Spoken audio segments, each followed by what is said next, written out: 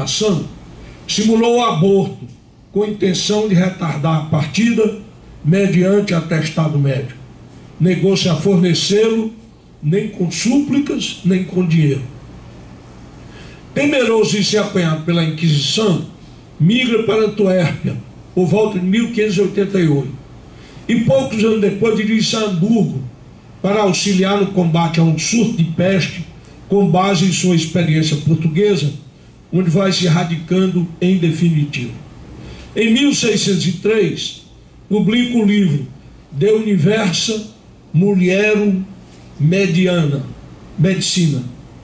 que é um tratado de ginecologia, sobre as moléstias das mulheres, obra muito acatada, ao ponto de colocá-lo como um dos fundadores da ginecologia.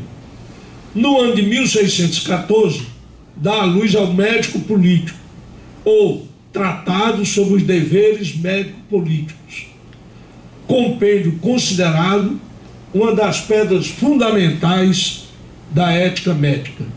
Este e outros livros, que insistem em recomendar mais atenção à deontologia, fazem ver a necessidade de corrigir os costumes médicos. Era uma época em que a medicina e os médicos recebiam muita crítica. Algumas dessas críticas vão estar aí em gravuras passadas aí nessa. O mesmo Rodrigo de Castro comenta que, ao ouvir o nome médico, não sem justiça, muitas pessoas afirmem ouvir o nome de um homem avarento, radicalmente invejoso e gabarolas. A tal ponto, a culpa de alguns é opinião geral, transferida para todos os médicos.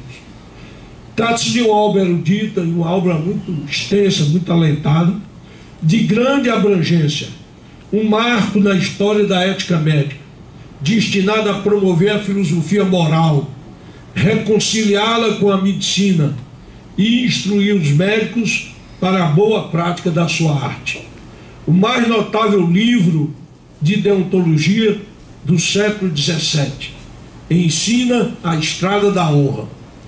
Sendo um livro sobre ética, é curioso que a palavra não apareça no seu longo título, e ofício ganhe na tradução o significado de dever, bem como político tem a acepção de perfeito, apurado, tal como vem na Enciclopédia Portuguesa e Brasileira da editorial Enciclopédia Limitada, volume 22.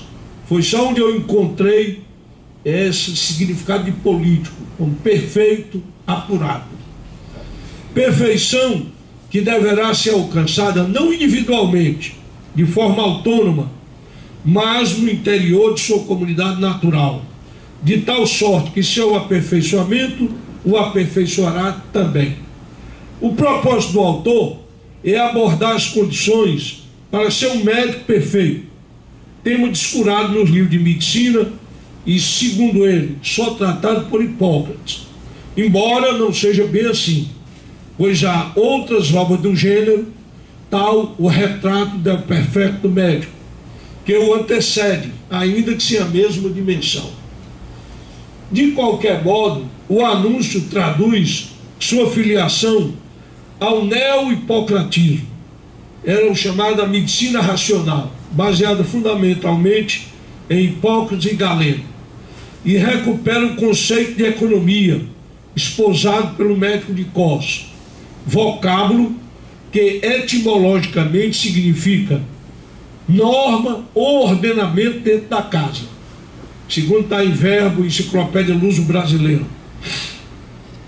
Ou na voz do próprio Hipócrates, as disposições sobre o enfermo e as questões relativas à enfermidade, o que explica o próprio paciente, como faz, como entender suas explicações, os discursos, o que tem que ver com o enfermo, com os que o assistem e as coisas externas. Quer dizer, a influência do ambiente, da família, enfim, aonde coisas, vamos dizer, externas à enfermidade. A obra, que é uma obra eclética, ela se divide em 5 livros, com uma estrutura eminentemente dialética. Para cada pergunta que ele faz, ele responde de uma forma dialética, com argumentos a favor, com argumentos contra. E ao final, dá a sua conclusão. Mormente nas respostas oferecidas às indagações postas para suscitar dilemas morais, sítio de controvérsias arrematadas por conclusões que refletem a opinião do autor, ainda que considera a medicina uma ciência de ordem superior, perpassa todo o texto sua subordinação à natureza e a Deus. São suas afirmações de que a médica da doença é a natureza e que a medicina descende do céu e o médico é só um auxiliar de Deus. Invoca com frequência o Velho Testamento, talvez porque seu decálogo seja parte da filosofia moral e, portanto, da ética geral. Reproduz trechos do Eclesiastes: da terra produziu o Altíssimo a medicina, e o homem sensato não a desprezaram. Também utiliza a imagem renascentista do corpo humano, uma máquina perfeita, para fazer comparações com a cidade bem organizada. Imagem de um corpo humano saudável, com o céu e o mundo inferior, o macro e o microcosmo, assim como coteja a medicina com a agricultura e a jurisprudência.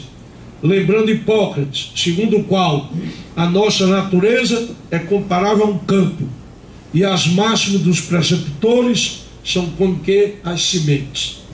São muitos e rigorosos os atributos exigíveis, segundo ele, de um médico perfeito, o único que de fato interessa, pois os demais de médicos só têm um nome, ao ponto de temer que tanto rigor desestimule candidatos à carreira.